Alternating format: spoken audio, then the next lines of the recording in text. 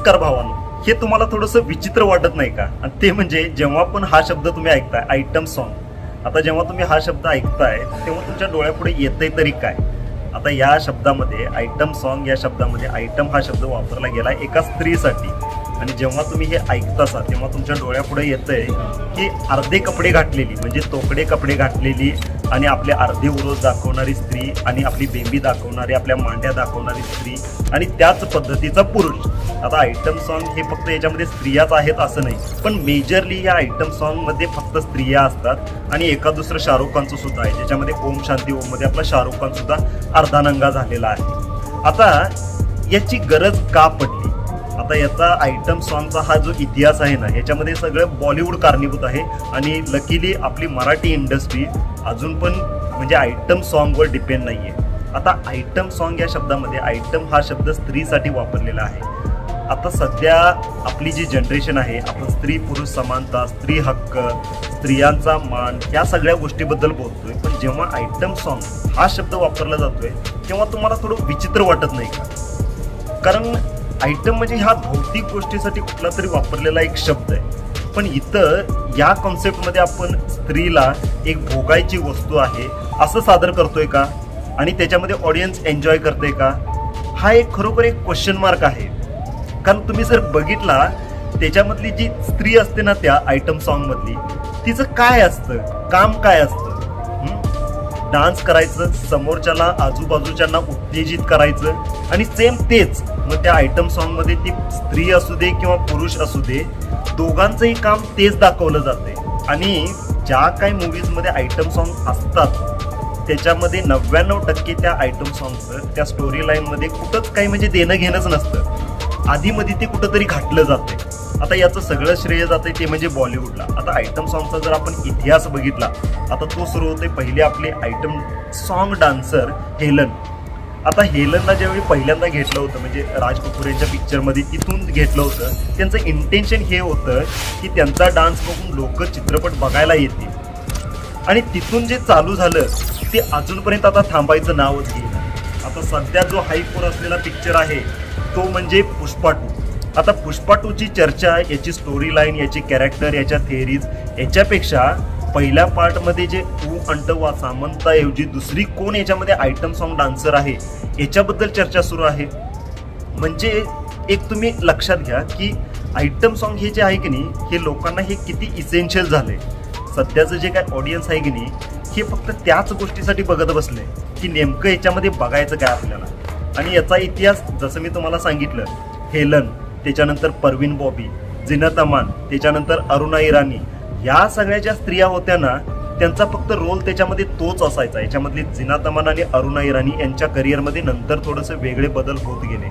पण बाकी जर तुम्ही हेलन किंवा आपली मलायका अरोरा यांना जर तुम्ही बघितला ना, त्यांचं अख्खं करिअर त्याच्यावर झालं.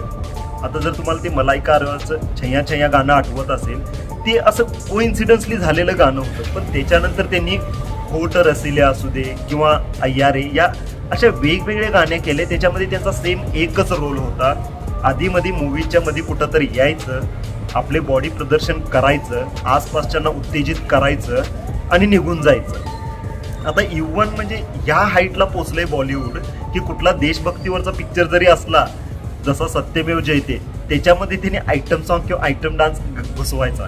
जे आता तुम्हाला सत्यमेव जयते पिक्चर आठवत असेल, त्याच्यामध्ये नूरा फतेह अली खानचं त्यांचं एक गाणं होतं बघा, दिलबर दिलबर. आता त्या गाण्याचा आणि त्या चित्रपटाचा तुम्हाला कुठं काय म्हणजे रिलेशन वाटतंय का? याच्यामध्ये काही संबंध वाटतोय का? काहीच नाहीये. पण सध्या ते असं एवढं इसेन्शियल झालंय ना की लोकांना ते आता पाहिजे झालंय. आणि आपले बॉलिवूडचे निर्माते, दिग्दर्शक तो एक फॉर्म्युला बनवून ठेवलाय तिने. आता सेम तसंच पुष्पा 1 मध्ये जे गाणं चाललं त्याच धाटणीचं त्यांनी फॉर्म्युला बनवून आता पुष्पा 2 मध्ये जी किसिक हे गाणं आता येणार आहे. आता जो तृप्ती डिंपरीचा तो एक पिक्चर आला होता म्हणजे राजकुमार राव आणि तृप्ती डिंपरीचा, त्याच्यामधलं जे तुम्ही जर गाणं बघितलं की सेम सगळं, जी मेन ऍक्ट्रेस आहे तिला ते तिच्या रोलमुळं कमी लोकांनी जाणलं, पण तिचं जे ते गाणं होतं त्याच्यामुळं लोकांनी तिला जास्त ते म्हणजे भाव दिला किंवा त्याची पॉप्युलॅरिटी झाली. आणि सेम तोच आता स्त्री 2 आला होता. स्त्री 2 आला होता त्याच्यामध्ये जर ते तमन्नाचं ते गाणं बघितलं तुम्ही, काय म्हणजे त्या गाण्याचं इंटेन्शन काय असू शकतंय? तुम्ही एवढे म्हणजे ज्या गोष्टी झाकायच्या आहेत त्या तुम्ही उघड्या ठेवताय आणि समोरचा उत्तेजित होऊ नये अशी अपेक्षा ठेवताय. असं हे शक्य आहे का? डेफिनेटली हे अशक्य आहे.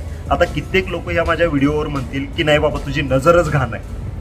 आता नजर घाण आहे हा हे एक तुमचं ओपिनियन असू शकतंय माझ्याबद्दलचं, जसं मी माझं ओपिनियन सांगायला लागलोय. पण कुठंतरी ताळतंत्र बाळगलं पाहिजे. म्हणजे काय की ज्या गोष्टी झाकायच्या आहेत त्या गोष्टी झाकून ठेवायलाच पाहिजे. ज्या गोष्टी उघड्या त्या ठीक आहेत उघड्या, पण ज्या गोष्टी झाकायच्या आहेत त्या हळूहळू हळूहळू तुम्ही पूर्णपणे उघड्या करत चाललाय आणि त्याला तुम्ही आयटम बनवत चाललाय, म्हणजे एक भौतिक गोष्ट बनवत चाललाय. हे कितपत योग्य आहे? आणि बॉलिवूडवाल्यांनी तर अक्षरशः हा एक फॉर्म्युलाच बनवून ठेवलाय. एक गाणं, हिरो हिरोईन विलन आणि एक आयटम सॉन्ग, हा एक फंडाच बनलाय त्याच्यामध्ये. बाकी हे किती इसेन्शियल आहे किती इसेन्शियल नाही ते आता ऑडियन्सच्या म्हणजे काय म्हणतोय आपण आवडीनिवडीवरच डिपेंड आहे. आणि जशी आवड त्याच पद्धतीचा सप्लाय, जसा डिमांड तसा सप्लाय, हे सगळं सुरू आहे. आणि देवाच्या कृपेने आपल्या मराठी इंडस्ट्रीमध्ये अजून काही ती प्रथा आलेली नाही. म्हणजे अजून काय आपण आयटम नंबरवर डिपेंड आहे आपला मूवी असं तर नाहीये. त्यामुळे आपण देवाचे आभार मानूया. हे होतं माझं आयटम सॉन्ग बद्दलचे हे विचार. बाकी तुम्हाला काय वाटतात आयटम सॉन्ग बद्दलचे विचार ते तुम्ही नक्की अवश्य कमेंटमध्ये लिहा. आणि हा व्हिडिओ आवडला असेल तर याला लाईक आणि शेअर करा आणि चॅनलला सबस्क्राईब करा.